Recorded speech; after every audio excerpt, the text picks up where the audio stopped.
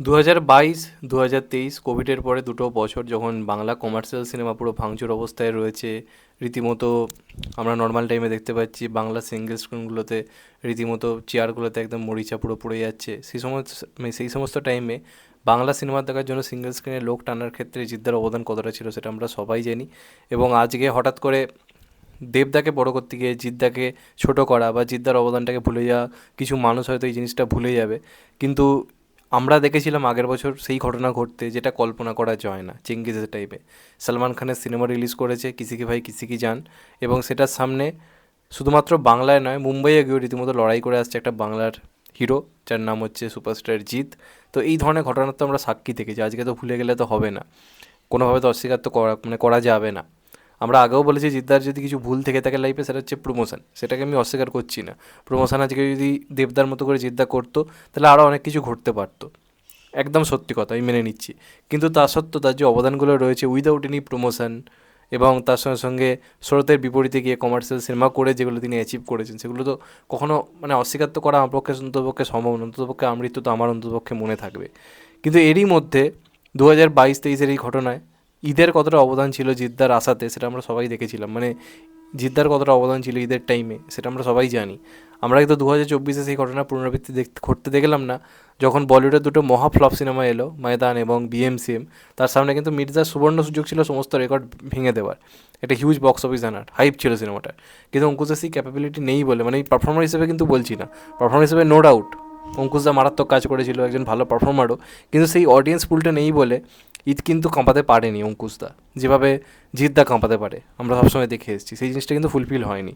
এবং জিদ্দার ফ্যান্সরাও চায় যে প্রত্যেকটা হিরোর যেমন একটা ফেস্টিভ্যাল টাইম রয়েছে তেমনভাবে জিদ্দারও একটা ফেস্টিভ্যাল টাইম হচ্ছে ঈদ। আমরা দেখলাম বুমেরাং রীতিমতো একটা নন ফেস্টিভ্যাল টাইমে এলো, এবং সেখানে দাঁড়িয়ে দেখতে পেলাম অযোগ্য নন ফেস্টিভ্যালে এসে 3 কোটি প্লাস কালেকশন করেছে। এবং বুমেরাং কিন্তু ক্লাসে এসে অযোগ্য থেকে অনেক কম শো পেয়েও অনেক আগে সিনেমা হল থেকে উঠে যাওয়ার পরও প্রায় 2.5 কোটি কাছাকাছি কিন্তু বিজনেস করেছিল। তাও লোকের মনে হয় যে এটা তো ভালো চলেনি, অনেকে নিজেদের পছন্দের সেরা লিস্টেও বুমেরাংকে জায়গা রাখে না, বক্স অফিসের লিস্টেও দেখি বুমেরাং বাদ চলে গেছে। তো তাদেরকে জাস্ট ইগনোর করুন। এরা কেন করে কী করে সেসব আমি জানি, সেটা নিয়ে পরে আলোচনা করব। কিন্তু এরই মধ্যে যেটা ব্যাপার হচ্ছে, জিদ্দা তো একটা বড় গ্যাপ নিয়ে চ্যাপ্টার বুমেরাং, কোনো সিনেমা অ্যানাউন্সমেন্ট করেনি, কিছু করেনি। জিদ্দার বার্থডেতে কোনো আপডেট আসেনি, এখনও জিদ্দার তরফ থেকে কোনো আপডেট আসছে না। এরই মধ্যে অনেকের আশা এখনও পর্যন্ত যে হয়তো জিদ্দাকে তারা ঈদে হয়তো আবার পাবে। তো প্রথমেই বলে রাখি যে অনেকে ভাবছে লায়ন তো এখন আসতে দেরি রয়েছে, তো জিদ্দার কি অন্য কোনো সিনেমা ঈদের টাইমে আনার প্ল্যানিং চলছে? কারণ কেউই কিছু বুঝতে পারছে না, কনফিউজ। তো তাদেরকে আমি পুরোপুরি একদম কনফার্ম করে দিলাম যে জিদ্দা কিন্তু ঈদে আসছে না। ঈদ 2025-এ জিদ্দার কিন্তু আসার কোনো চান্স নেই। ইভেন কোনো বাংলা মাস মুভি আদৌ রিলিজ করবে কিনা তাই নিয়ে যথেষ্ট চাপ রয়েছে। খাদান এসছে, মার্কেট পাল্টে দিয়েছে, কমার্শিয়াল মার্কেট খুলে গেছে, এটা সত্যি কথা। কিন্তু যতদিন না খাদানই সাকসেসটা পাচ্ছিল, কেউ নতুন করে জিদ্দা বা কেউ কমার্শিয়াল সিনেমা আবার করবে এই প্ল্যানিংটাই করেনি। যদি করা থাকতো তাহলে কোনো না কোনো একটা কমার্শিয়াল মুভি ঈদ ঘোষণা এতদিনে হয়ে যেত। হয়নি, তার কারণ হচ্ছে কেউ সেই কনফিডেন্সটাই পায়নি। এবার খাদান এত বড় সাকসেসফুল হয়েছে, এবার সবাই হয়তো প্ল্যানিং করবে, শ্যুট করবে, তো সেটা তো আর ঈদে আনা সম্ভব নয়। এবং জিদ্দারও কোনো সিনেমা কিন্তু এই মুহূর্তে দাঁড়িয়ে ফাইনালি কিন্তু লক করেনি। জিদ্দা পুরো টাইমটা লায়নের জন্য দিচ্ছে। আর লায়ন আমরা শুনেছি মার্চ মাস থেকে শুটিং হবে, এবং ঈদ রয়েছেই মার্চ মাসে। তো তোমরা এর থেকে কনফার্মলি বুঝতে পারছো যে এবারে ঈদে জিদ্দার আসার কিন্তু কোনো জায়গাই নেই। একমাত্র আসার জায়গা হচ্ছে খাকিদা বেঙ্গল চ্যাপ্টার। তবে সেটা বাড়িতে বসে এনজয় করতে হবে, কারণ ওটা শুনছি মার্চ মাস টাইমে রিলিজ করতে পারে, মার্চের শেষ অথবা এপ্রিলের শুরু, এবং ওটা মোটামুটি ঈদেরই টাইম। তো এটা একটা সোনায় সোহাগা হয়ে যাবে যদি নেটফ্লিক্স ঈদের টাইমেই রিলিজ করে দেয়। তাহলে হয়তো ঈদটাকে আমরা জিতে ঈদের টাইমে কোথাও গিয়ে জিদ্দাকে আমরা ওটিটির মাধ্যমে হয়তো পেয়ে যাব। তবে সেটা অনেকটাই এখন নির্ভর করছে নেটফ্লিক্সের ওপর। আর খাকির প্রমোশনের জন্য জিদ্দাকে দোষ দিয়ে লাভ নেই, যে কেন এখন প্রমোশন করছেন, ওটা জিদ্দার হাতেই নেই, ওটা নেটফ্লিক্সের হাতে। নেটফ্লিক্স যখন যেটা বুঝবে করবে, এটা বুঝতে হবে। এটার জন্য জিদ্দাকে দোষ দিয়ে কোনো লাভ নেই। জিদ্দা নিজের প্রোডাকশনের সিনেমা প্রমোশন করে না, সেটা ভুল। কিন্তু খাকি 2 এর প্রমোশন করছেন, এটা পুরো ফল্ট হচ্ছে নেটফ্লিক্সেরই। এটা গুলিয়ে ফেললে হবে না। প্লাস লায়ন আসার কোনো চান্স নেই, আর জিদ্দার অন্য কোনো সিনেমা লক করা নেই, যেটা রিলিজ করবে হচ্ছে ঈদ 2025-এ। তাই এটা তোমরা ধরে রাখো যে ঈদ 2025-এ বাংলার কোনো বড় সিনেমা কিন্তু রিলিজ হচ্ছে না, যেটা একদম mainstream mass commercial movie. তার কারণ আমরা সবাই জানি দেবদার এই মুহূর্তে কোনো সিনেমা শ্যুট করা হয়নি যেটা ঈদে আসবে। এটা তো একদম সত্যি কথা।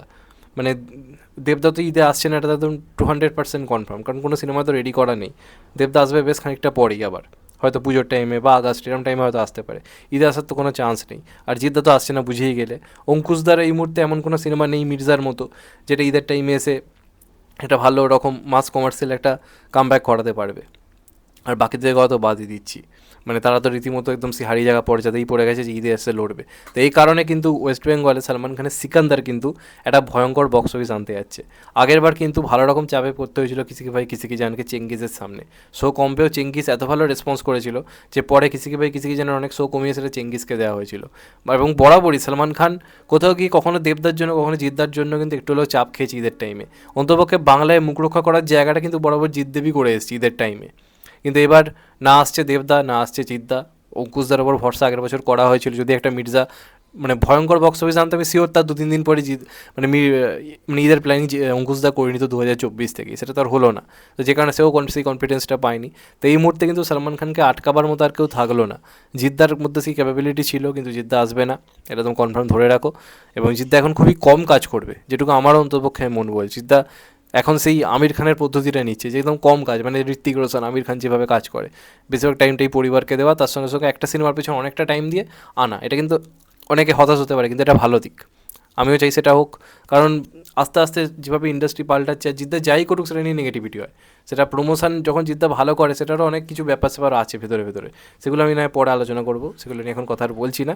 তবে এটুকু ধরে রাখো যে এইবার সালমান খানকে থামানোর জন্য কেউ কিন্তু আর থাকলো না। সালমান খান একটা ভয়ঙ্কর বক্স অফিস কিন্তু গোটা ওয়েস্ট বেঙ্গল জুড়ে আনতে পারে, এবং এটা খাদান এত বড় হিরো হওয়ার পরে এটা কিন্তু একটা চিন্তার জায়গা যে সেই ঈদের মতো একটা টাইমে কোনো বাংলা সিনেমা নেই যেটা মানে বলিউডের সঙ্গে লড়াই করবে। এটা কিন্তু একটা বড় সড়ো চিন্তার জায়গা। তো সেই জিনিসটা কবে চেঞ্জেস হয় সেটার উপর অনেকটা নজর থাকবে। সবসময় তো দেবজিতের পক্ষে একা করাও পসিবল হবে না, যে সবসময় আশা করবো ঈদে বা পুজোতে জিৎ দেবী একা লড়বে বা ক্রিসমাসে দেবদেবী একা লড়বে।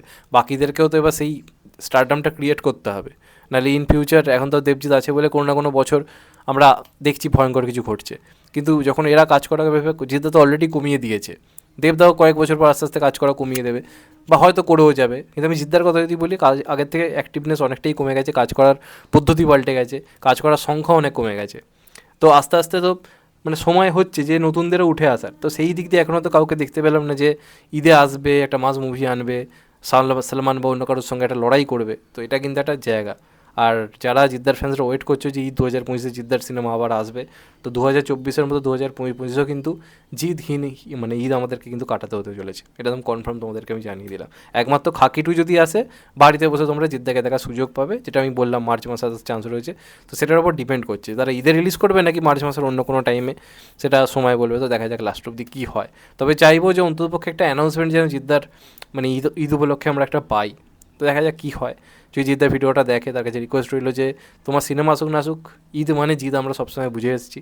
তো সেই হিসেবে একটা অ্যানাউন্সমেন্ট যেন বড় সড়ো ধামাকা, যেটা সবাইকে চুপ করে দেবে, এরকম কিছু যেন একটা তোমার থেকে আমরা পাই, এটাই বলার। যাই হোক, চ্যানেলটা নতুন হলে চ্যানেলটা সাবস্ক্রাইব করে দিও and get the bell icon. ভালো থেকো সবাই, টেক কেয়ার, নমস্কার, আবার দেখা হবে। এখন তো বাই, ভালো থেকো সবাই, নমস্কার, টেক কেয়ার, আবার দেখা হবে।